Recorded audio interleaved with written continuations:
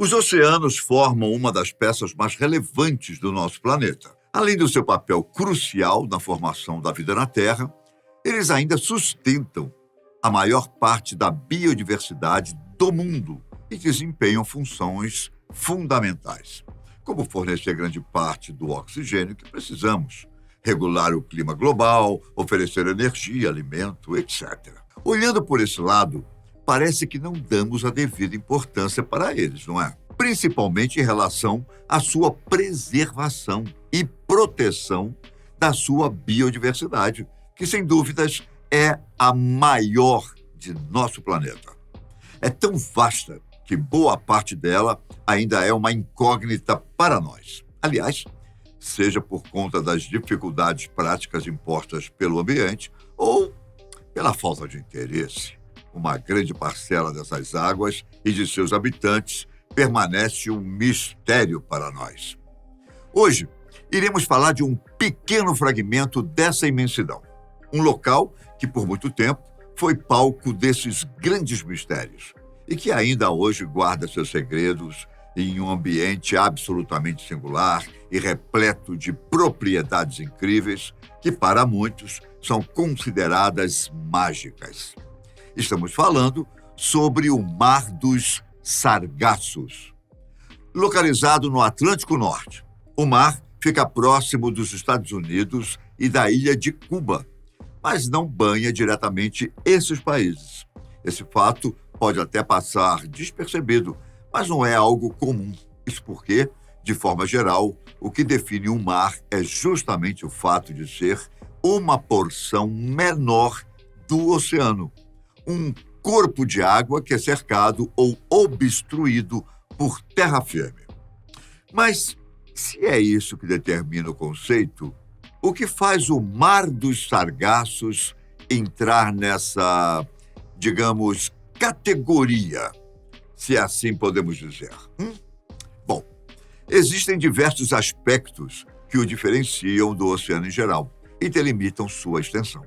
As duas principais são suas correntes marítimas e as famosas algas que cobrem sua superfície, que lhe conferem seu nome. As correntes marítimas são as principais responsáveis por isolar as águas do Mar dos Sargassos. Entre elas estão a corrente do Golfo, a deriva do Atlântico Norte, a corrente das Canárias e a corrente equatorial do Norte. Juntas, elas formam um vórtice chamado Giro do Atlântico Norte, que, apesar do nome, tem um movimento bastante lento, o que faz com que as águas pareçam estar paradas. Tudo isso contribui para que se crie uma delimitação oceânica, mesmo sem a barreira física do continente. Bom, dessa forma, é possível estimar a extensão do mar, mesmo que não seja, digamos, de forma tão precisa, em aproximadamente 1.130 quilômetros de largura por 3.200 quilômetros de comprimento. A profundidade na região é muito variável, indo de 1.500 a 7.000 metros, dependendo do local. Além disso, a água é consideravelmente mais quente por lá, chegando próximo dos 28 graus Celsius durante boa parte do tempo. Entretanto, a característica central, que inclusive dá nome ao mar, é a presença massiva de algas do gênero Sargassum. As duas principais espécies que podem ser encontradas são a Sargassum natans e a Sargassum fluitans. Juntas, elas formam um emaranhado gigantesco que flutua na superfície do oceano e, por vezes, pode ser visto até mesmo do espaço. A flutuabilidade das águas é possível devido a pequenas bolsas de gás que compõem sua estrutura. Através delas, o sargaço absorve e armazena dióxido de carbono da atmosfera, reduzindo os gases que provocam o efeito estufa e mitigando os impactos do aquecimento global. Só por isso já daria para entender a importância dessas plantas para nós, não é mesmo? Então, mas esse mecanismo e sua relevância só puderam ser desvendados através do avanço nas pesquisas da biologia marinha. E isso não faz tanto tempo assim. O sargaço intriga os viajantes que se aventuram pela região há séculos. E acredita-se que sua descoberta pode ter acontecido muito antes do que imaginávamos. A primeira menção do Mar dos Sargassos nos anais da história foi feita por Cristóvão Colombo, em 1492, em sua viagem responsável pela descoberta e colonização das Américas. Em seus diários, ele registrou a dificuldade em atravessar a área devido à densidade das águas aliada à calmaria provocada pelas correntes e pela falta de ventos. Ora, muitas embarcações, sobretudo naquela época, dependiam justamente desses fatores para se locomover. Como não havia motores, os barcos menores eram movidos pela força humana. Porém, os grandes navios usados para viagens transcontinentais dependiam das correntes marítimas e, principalmente, de ventos para soprar suas velas. Portanto, dá para imaginar o quanto foi desafiador cruzar essa região. A dificuldade podia ser tão grande que parecia intransponível. Em determinado momento, os marinheiros pensaram ter chegado na borda do mundo, que até então era considerado achatado ou plano. E por isso não seria possível chegar ou seguir adiante. Além disso, as âncoras de sondagem que eram usadas para verificar a profundidade dificilmente encontravam o fundo, o que só aumentava as especulações. Isso acontecia porque até então as algas marinhas que eram conhecidas ficavam em regiões mais rasas, pois dependiam em grande medida do solo marinho como substrato. Como dissemos, hoje conhecemos o mecanismo responsável por conferir flutuabilidade ao sargaço, mas na época, a interpretação dada pelos navegantes era que, de fato, tratava-se do fim do mundo. E aquela floresta marinha só poderia ser lar de monstros terríveis. Bom, mas ainda que muitas coisas puderam ser explicadas ao longo do tempo, ainda existem grandes mistérios que envolvem a região. Basta dizer que, em sua porção ocidental, o Mar dos Sargassos faz fronteira com o famoso Triângulo das Bermudas. Além disso, existem algumas teorias de que aquele território já havia sido desbravado antes mesmo da era das grandes navegações dos europeus. A principal hipótese é que os primeiros a passarem pelo local tenham sido os fenícios. Eles são conhecidos por serem exímios navegantes, comerciantes e até mesmo responsáveis por criarem os primeiros sistemas de escrita conhecidos pela humanidade. Ainda assim, estamos falando de uma viagem que praticamente cruza o globo terrestre, que teria sido feita entre 500 e 1500 a.C., quase 3.000 anos antes de Colombo. Considerando apenas esses fatos, parece uma ideia absurda. No entanto, os defensores dessa teoria se baseiam principalmente em duas evidências. A primeira delas é mais recente e diz que, supostamente, há vestígios de sargassos em alguns artefatos fenícios encontrados, como cerâmicas, objetos esculpidos e naufrágios.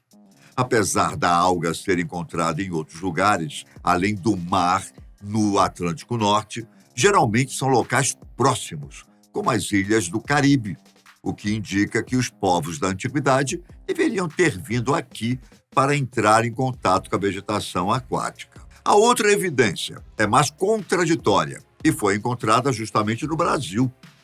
Em 1872, uma suposta pedra com inscrições fenícias foi encontrada na Paraíba. A descoberta foi relatada por Visconde de Sapucaí, quando presidia o Instituto Brasileiro de História e Geografia. Ele havia recebido uma carta dizendo que o artefato foi encontrado no meio de uma plantação no estado do Nordeste brasileiro. Como não havia métodos de análise precisos para testar a idade do artefato, o estudo realizado por um especialista francês se baseou, sobretudo, na linguagem dos signos inscritos no material. Seu veredito foi que a peça era falsa. Mas isso contrariou muitas pessoas. Quem discordava disse que o historiador teria interpretado erroneamente o texto, ou mesmo que ele se baseou em uma época diferente, por isso não reconheceu os símbolos. O fato é que depois disso a pedra sumiu. E ainda hoje não há confirmação de sua autenticidade. Na verdade, o que não falta são histórias e mistérios envolvendo aquela região. Como mencionamos, o Mar dos Sargassos faz fronteira com o Triângulo das Bermudas, o que por si já traz um repertório gigantesco de enigmas, incluindo desaparecimentos e fenômenos sobrenaturais, quase sem explicação. Digo quase porque nem tudo é totalmente desprovido de uma possível interpretação. Existem muitas histórias em que os sargassos são, na verdade, partes de um ser conhecido por Homem das Algas. Segundo elas, esse ser maligno seria responsável por segurar as embarcações em suas tranças e emaranhados, e aquelas que não fossem imediatamente afundadas ficavam à deriva, a fim de enlouquecer a tripulação aos poucos. Como vimos, é comum que muitos navios fiquem presos nas algas, seja pela falta de ventos, pela dificuldade de remar com o peso das folhas ou pelo comprometimento das hélices dos motores modernos. Há várias possibilidades de se ver preso no Mar dos Sargassos. Algumas avarias, por exemplo, podem inclusive levar ao naufrágio das embarcações. Mas o que explicaria o enlouquecimento da tripulação, hein? Pois é. Ora, vamos lá. Imagine você, preso em um barco no meio do oceano, sem perspectiva de resgate e sem saber se conseguirá sobreviver. Adicione a esse cenário um calor escaldante e um odor podre vindo da decomposição das algas em alto mar. Acrescente ainda a falta de recursos como água potável e alimento, que na maioria das vezes são escassos nas embarcações e quase impossíveis de se conseguir na região. Muitas vezes, principalmente nas viagens feitas no passado, seria possível incorporar mais um fator: o uso de algumas drogas como álcool ou ópio, que muitas vezes eram utilizados como válvula de escape para os marinheiros, que passavam meses à deriva, longe de suas famílias, com destino incerto, suscetíveis a doenças e qualquer intempérie que cruzasse seu caminho. Veja, se tudo isso não forma uma receita perfeita para tirar o juízo de qualquer um, bom, o que vai acontecer, não? Outro fator comumente atribuído ao Mar dos Sargassos diz respeito aos sons que podem ser ouvidos ao passar pela região. Existe, inclusive, uma história de uma expedição espanhola que levava cavalos para as terras recém-colonizadas. Em certa altura, mais ou menos entre os meridianos 30 e 35, a embarcação se viu presa no emaranhado das algas, sem possibilidade de sair. Ao ver que não seria possível alimentar os animais, que naquela altura só estavam aumentando o peso e contribuindo para um naufrágio mais rápido, o capitão ordenou que fossem jogados ao mar, para que aliviasse a carga e trouxesse esperança para a tripulação angustiada. Ao fazer isso, os cavalos afundaram rapidamente, como pedras, e dizem que até hoje, ao passar por lá, é possível ouvi-los relinchar debaixo d'água. Contudo, até dos efeitos psicológicos gerados por essas narrativas que contribuem para que as pessoas ouçam e vejam fenômenos que não estejam lá de fato, existem pesquisas recentes que tentam dar conta de algumas dessas manifestações. Em relação aos sons, por exemplo, foi possível notar que a região é lar de uma espécie de crustáceo conhecido como camarão estalador, que usa sua garra como uma pistola de mola para atordoar suas vítimas, o que produz um som característico que pode ser interpretado de maneira diferente quando se está preso à noite no meio de um oceano repleto de lendas. No entanto, apesar de todas as histórias de perigos atribuídos ao Mar dos Sargassos, o fato é que ele desempenha um papel fundamental no ecossistema marinho e terrestre da região do Atlântico Norte e na biodiversidade do planeta de forma geral. Não é à toa que as algas que o compõem são conhecidas como uma floresta tropical flutuante. Inclusive, a primeira característica de uma floresta tropical nós já abordamos aqui.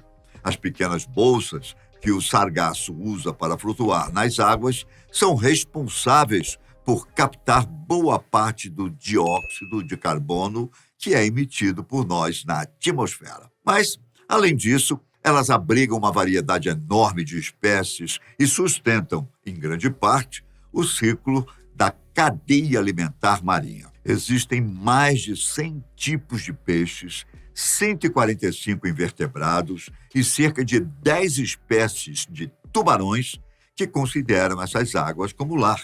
Isso sem contar as espécies endêmicas, ou seja, aquelas que são inerentes a esse habitat e só existem nele.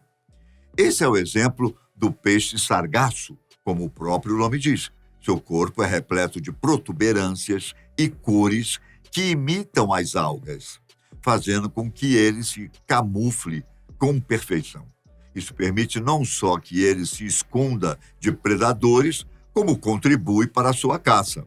É um caso perfeito de evolução e adaptação ao meio, por isso, sua existência está vinculada àquele ecossistema.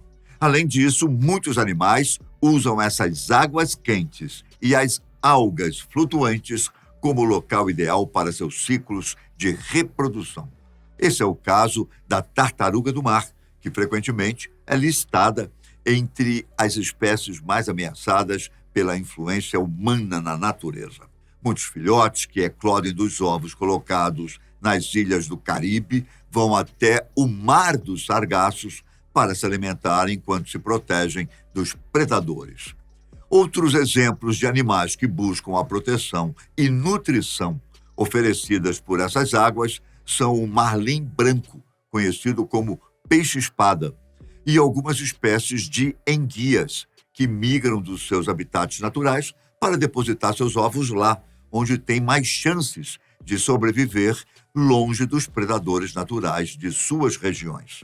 Portanto, o Mar dos Sargassos não só possui seu próprio ecossistema, mas também é responsável por alimentar outros biomas que se encontram longe dali.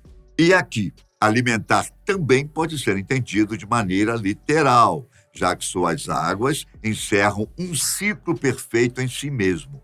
Pequenos crustáceos se alimentam das algas e detritos, fornecendo nutrientes para as plantas crescerem novamente.